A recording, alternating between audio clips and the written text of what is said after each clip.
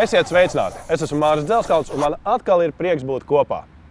Šoreiz mums stāsts par starptautisko lidostu Rīga, kur pēdējos gados daudz ir darīts, lai padarītu vieglāku lidošanu cilvēkiem ar invaliditāti. Vēl būs stāsts par to, kāpēc mēnesi aptiekās, var iegādāties ne tikai medikamentus, bet arī amatnieku izstrādājumus. Bet vispirms par lidostu.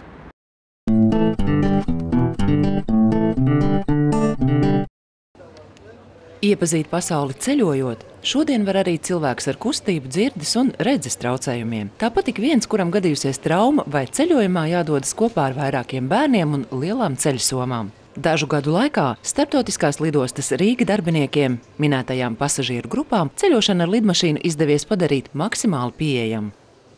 Tie nav tikai invalīdi un cilvēki, kam ir dažādi traucējumi, tie, kas ir ratiņkrēslos, vājdzirdīgie, vājredzīgie, garīgās attīstības traucējumi, dažādi citi gan neredzamām invaliditātēm. Kad jebkurš cilvēks, kuram radušās kaut kādas problēmas, kurš salauzis kāju, kurš nevar aiziet, kurš ir vecs cilvēks, kuram ir varbūt tās grūti pārvietoties, tie visi ir cilvēki ar vajadzībām. Un tāpēc lidostā strādā ikdien 4 cilvēki, kas nodrošinās šiem cilvēkiem absolūti bez maksas, jebkurus pakalpojumus un viņus aizgādās līdz lidmašīnai, līdz pašai lidmašīnai iekšā. Tāpat arī uz pretējo pusi. Aizvadītajā gadā šo lidostas Rīga pakalpojumu izmantojuši 6000 cilvēku. Lai arī šis gads vēl nav galā, šogad palīdzība uzsākot vai noslēdzot savu lidojumu bijusi vajadzīga jau 5000 pasažieru. Tomēr pasažieru skaits varētu būt arī vēl lielāks, jo Latvijā vien dzīvo 138 000 cilvēku ar invaliditāti. Latvijas cilvēki, es gribēju teikt, vēl ļoti kūtri izmanto un tā vairāk kautrējās ārzemnieki daudz drošāk izmanto šos pakalpojumus. Ārzemnieki jau zina, viņi ir pieraduši Eiropā dzīvojuši, viņi ir pieraduši pie šiem pakalpojumiem. Mūsu cilvēki varbūt dažreiz nenopirks biļeti un nelidos kaut kur, jo vienkārši nezina, kas viņus sagaida. Īstenojot Eiropas komisijas regulu par invalīdu un personu ar ierobežotām pārvietošanās spējām tiesībām ceļojot ar gaisa transportu, lidosta Rīga veikusi daudz dažādu uzlabojumu un īpaši apmācījusi darbiniekus. Līdzināti sliekšņi, paplatinātas durvis, mainīti eju pagrieziena leņķi, iegādātas speciālas pasažieru pārvietošanās ierīces un transports. Ir ļoti svarīgs papīrs, un mēs varam katrā papīrā ierakstīt ļoti daudz labu lietu. Bet vissvarīgākā lieta ir attieksme. Un nevienā papīrā attieksmi mēs, diemžēl vai par laimi, ierakstīt nevaram. Cilvēki dažādās lidostās ir dažādi. Un Rīgas lidosta ir viens no ļoti pozitīvajiem piemēriem, kur tev nevajag 10 reizes teikt, kā tev palīdzēt. Rīgas lidosta ir viens no ļoti pozitīvajiem piemēriem, kur palīdzība nav apgrūtinājums tiem cilvēkiem, kuri palīdz. Bet normāls darba pienākums, ko viņi veic, no vienas puses profesionāli, patiešām profesionāli, bet no otras puses saprotoši un ar patiesu vēlmu palīdzēt.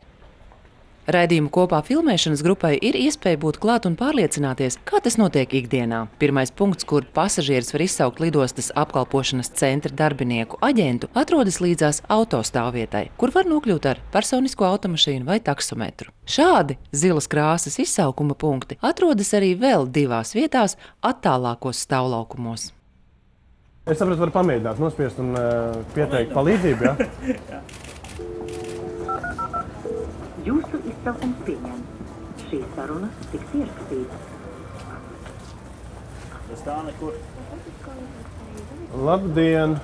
Es pārvietojos ratiņkrēslā, man nepieciešama palīdzība, lai nokļūtu uz lidostu, uz gaitu. Kur tieši jūs atrodaties? Es atrodos pie šī zilā aparāta, kas tas ir pirmais stāvs, laikam. Ja cilvēks lidostā ierodas ar sabiedriskā transporta autobusu, tad, lai izsauktu operatoru, nav jādodas lejā. Tādā gadījumā pasažieris uzreiz nonāk lidojuma reģistrācijas zālē.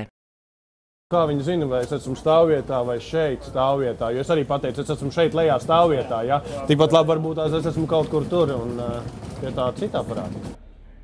Lidostai ir arī speciāli aprīkoti mikroautobusi, kas pasažierus ar kustību traucējumiem atgādā arī no tālākām autostāvvietām. Par to gan jāvienojas iepriekš. Bet lūk, klāt ir arī apkalpošanas centra aģents, kas Mārim palīdzēs tālākajā ceļā līdz lidmašīnai.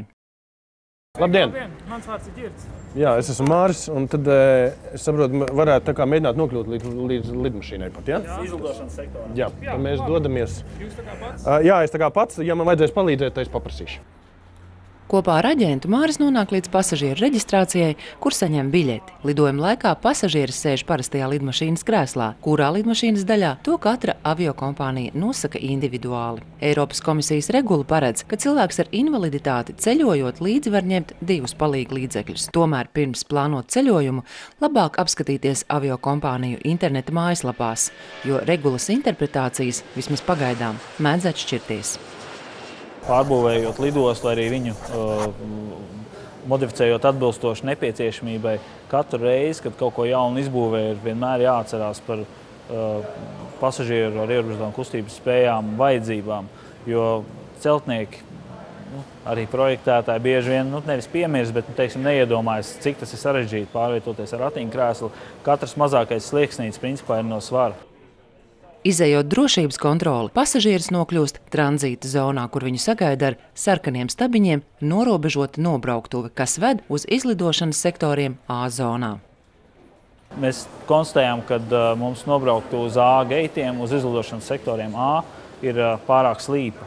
Kā rezultātā mēs norobežojām šo te nobrauktu pašu kā tādu, nodrošinot, protams, nokļūšanu izlidošanas sektoros, kad tas ir nepieciešams. Un kaut kur pēc kādiem 2 mēnešiem mēs uzstādīsim speciālu liftu vai speciālu nobrauktu, ar kuras palīdzību pasažieri paši varēs tikt lejā uz saviem izlidošanas sektoriem. Pašreiz ikvienam, kuram nepieciešama palīdzība, lai nokļūtu izlidošanas sektoros A zonā, palīdz apkalpošanas centra darbinieki. Pasažierim kā tādam arī ir iespēja vērsties tranzīta centrā, kas mums ir šeit pat tālāk, un izsaukt pa telefonu palīdzību, ja ir nepieciešama, vai arī aģenti. Vienmēr laipni un atsaucīgi izsauks apmācīts aģents, kuri nodrošinās pasažieru nokļūšanu A izlidošanas sektoros. Izlidošanas sektori atrodas gan lidostas 2., gan arī 1. stāvā. Mārim jānokļūst 1. stāvā, tāpēc viņš izmanto liftu. Jūtos bezgala droši, esmu nofiksēts, jo man vienmēr ir ļoti pārsteidz, kad bieži vien mūsu pārvadātāji ar sabiedrisko kaut kur busiņu kā vēdu un tad nepiespraudzē, nenofiksē tos ratus. Tas ir tāda droša sajūta. Arī šī josta ir baigi svarīga, jo bieži vien pie tādas straujas bremzēšanas, ja rati ir nofiksēti, tad tu pats vienkārši no ratiem izkrīt ārā. Lai iekāptu lidmašīnā, pasažieri pārvieto uz cita, īpaši pielāgota, šaurāka krēsla, kas piemērots lidmašīnas ejām. Tā kā Māris šoreiz nekur nelido, viņš paliek savā ratiņkrēslā. Mēs esam tagad tajā brīdī nokļuvuši lidmašīnā, gan šoreiz mēs neizmantojām šauros krēslus. Ambulitā jau pārceļ uz šauriem krēsliem, kuri pietiekoši šauri, lai varētu starp ejām pārvietot pasažieru. Māra ceļš līdz lidmašīnai te ir veiksmīgi noslēdzies. Tagad viņš varēs lidot, doties iepazīt Romu, Parīzi, Vīni un tālākas pilsētas. Bet atgriežoties, viņu sagaidīs Latvija, Rīgas lidosta un tikpat atsaucīgi darbinieki. Man bija tas gods šodien pamēģināt Rīgas lidostā nokļūt no autostāvvietas līdz sēdvietai lidmašīnā un atpakaļ no lidmašīnas līdz autostāvvietai. Ņemot vērā, ka es pārvietojos ratiņkrēslā, jāsaka, biju ļoti gandarīts par iespēju, ka es jutos brīvi. Palīdzības tika sniegta tieši tik daudz, cik man viņa bija nepieciešama, un tieši tāda, kāda bija nepieciešama.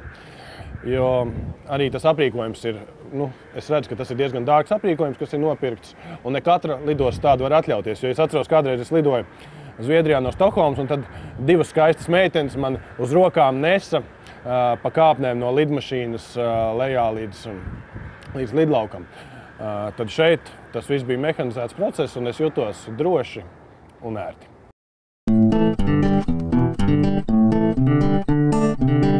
Koka karotes, apsveikuma kartiņas, brošas un vēl daudz citas lietas, ko savām rokām darinājuši cilvēki ar invaliditāti, var iegādāties Mēnesi aptiekās.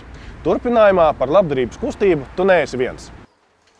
Aptieka ir tā vieta, kur cilvēkam nākas iegriezties diezgan bieži. Tagad Mēnesis aptiekās Rīgā, Jūrmalā un Jelgavā līdzās medikamentiem rasta vieta arī nelielām roku darinātām lietām.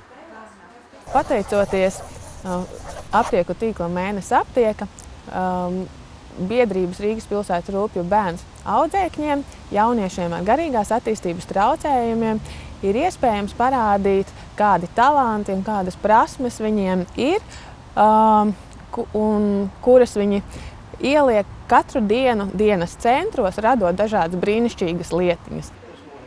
Ziedojot nelielu naudas summu, ik viens aptiekas apmeklētājs vienlaikus var atbalstīt jauniešus un iepriecināt sevi vai kādu draugu ar unikālu dāvanu.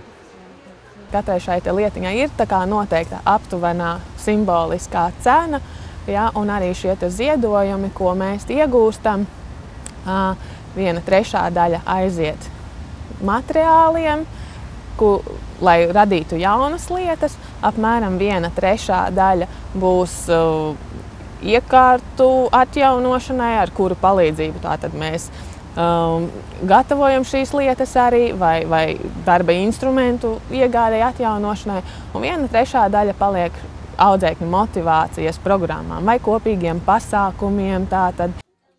Arī dienas aprūpes centrā Cerību māja veidotie darbi nonāk līdz aptieku letei. Te ikdienas top sienas dekori un rotas, bet galdniecības darbnīcās koka karotes, virtuves lāpstiņas, dvieļu pakarmie, suņu bļodiņu palikņi un vēl daudz kas cits. Mārtiņ, mēs esam tevi pārtraukuši darbu procesā. Ko tu dari? Tā es karotes. Kaut kā jau 4. gadu šeit mācās jau. Vai tev vislabāk patīk gatavot karotes vai arī kaut ko citu? Arī kaut ko citu patīk. Kas tas būtu? Kāds suņu būdas patīk taisīt arī. Patīk suņu būdas. Vai tev ir tikai galdniecības darbi vai arī vēl kaut kādas citas? Galdniecības darbi tie ir man šeit. Jā. Tiesa gan, liela izmēra darbus aptiekās nevar iegādāties, jo farmaceitu galvenais uzdevums ir nodrošināt medikamentu piedāvājumu. Pašlaik akcijas sākumā varbūt vēl daudz cilvēki par to nezin, bet interese ir katru nedēļu nākas papildināt ar dažām jaunām lietiņām, bet vēl nav tā, kad mēs aizbraucam un kastīte jau ir tukša un ir jāliek pavisam viss jauns. Tiešām tā ir iespēja mūsu jauniešiem arī parādīt, ka viņu darbs ir nepieciešams, noderīgs plašākai sabiedrībai, un tas arī viņiem dod tādu apliecinājumu viņu spējām un prasmēm, un arī tādu apziņu, ka tiešām arī viņi ir nepieciešami sabiedrībai.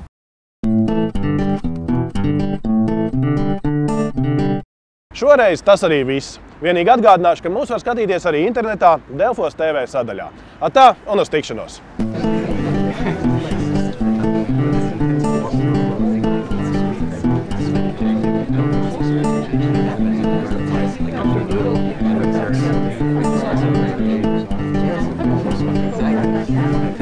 Thank you.